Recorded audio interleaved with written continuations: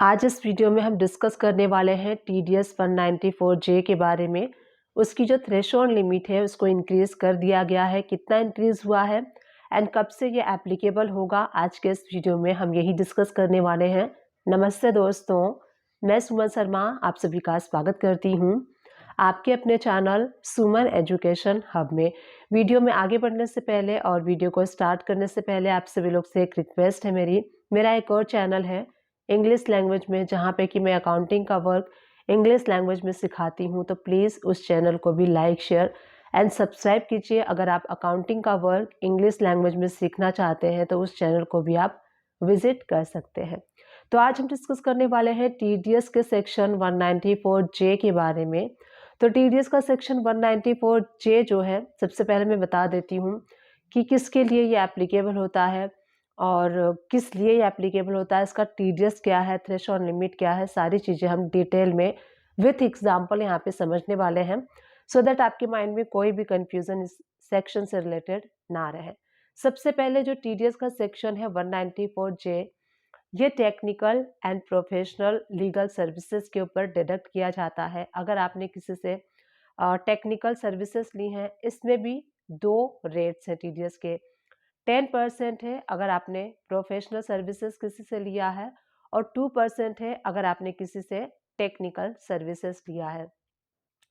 Let's take an example, technical services जैसे कि कोई टेक से रिलेटेड सर्विसेज आप किसी से लेते हैं। मान लीजिए आप यूट्यूबर हैं, आप किसी से एडिटिंग की सर्विसेज लेते हैं या फिर कोई सॉफ्टवेयर से रिलेटेड टेक सर्विसेज जो भी आप लेते हैं, उसके ऊपर TDS के सेक्शन 194J के अंडर में 2% का TDS डिडक्ट किया जाता है और 10% का TDS तब डिडक्ट किया जाता है जब आप लीगल एंड प्रोफेशनल सर्विसेज किसी से लेते हैं।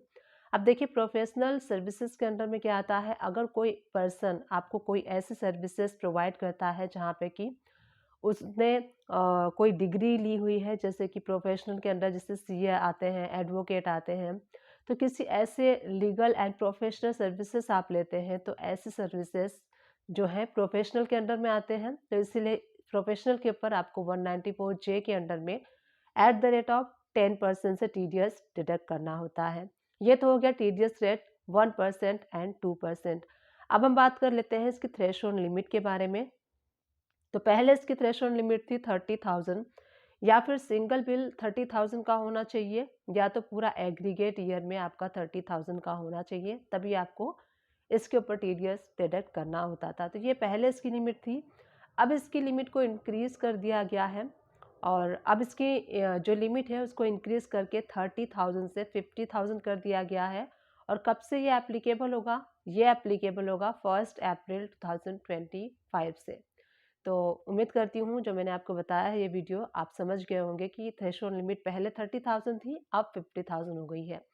अब समझ लेते हैं कि डिडक्टर कौन होता है, किसके ऊपर एप्लीकेबल होता है TDS डिडक्ट करने का। तो देखिए, जो इंडिविजुअल और HUF होते हैं उनके ऊपर एप्लीकेबिलिटी नहीं होती है TDS को डिडक्ट करने का। अगर इंडिविजुअल या फिर HUF का बिजनेस है एंड उसके बिजनेस का टर्नओवर 1 करोड़ से कम है, या फिर प्रोफेशन है और वहाँ पे जो उनका रिसीट है 50 लाख से कम है, तो उस केसेस में TDS जो है डिडक्ट नहीं कर सकता है डिडक्टर। अगर इससे ज़्यादा है, यानी कि बिजनेस के केस में मोर देन 1 करोड़ रुपीज़ है और प्रोफेशन के केस में मोर देन 50 है, तो वहाँ पे आपको TDS डिडक्ट करना पड़ेगा, भले ही आप इंडिविजुअल एंड HUF हो।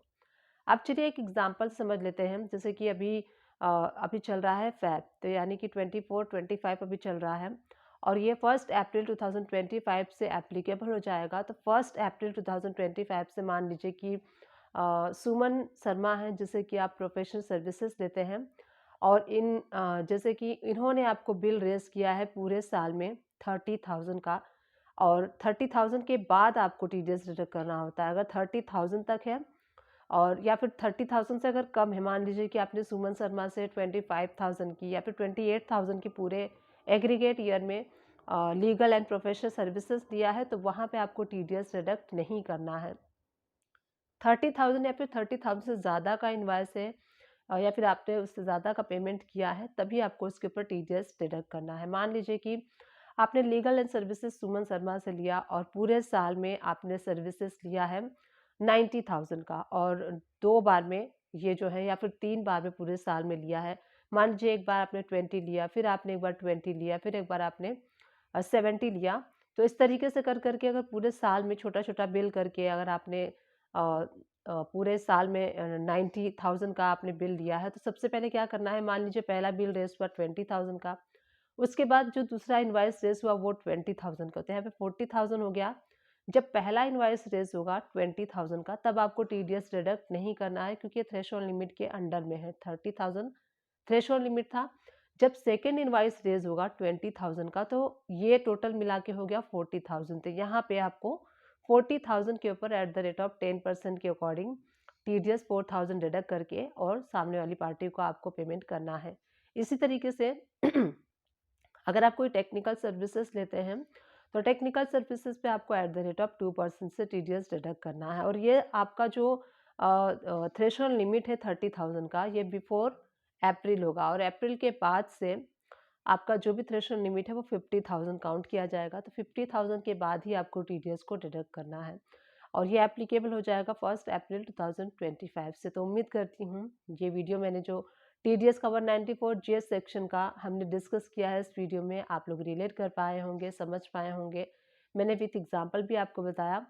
तो प्लीज़ वीडियो को लाइक, शेयर, सब्सक्राइब कर दीजिएगा। अगर वीडियो हेल्पफुल होती है तो नीचे लाइक, शेयर, सब्सक्राइब का टैब होता है, इस पे क्लिक करके आपको ये फ्री होता है लाइक, शेयर, सब्सक्राइब करना। तो प्लीज़ मेरे चैनल को लाइक, शेयर, सब्सक्राइब कर दीजिएगा एंड मुझे सपोर्ट कीजिएगा। Thank you for watching, keep watching.